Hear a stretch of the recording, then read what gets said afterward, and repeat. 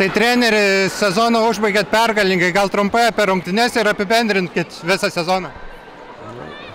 Taip, malonu užbaigti pergalę sezoną, aišku, labai malonu, kad tiek žiūrovų atėjo, tai šiemet dar tiek nebuvo, tai tikėkime, kad kitais metais jie mus nuo pirmų rungtynių tai palaikys ir, sakoma, auksim kartu su žiūrovais, o apibendrinant šias rungtynės, tai turbūt žiūrovom irgi jos patiko, daug įvarčių, pratęsimai, bulitai.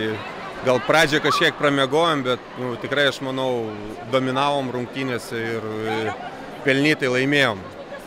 O sezonas, tai, sakyčiau, nepasisekė. Tikrai tikėjomės kitokio bendro rezultato.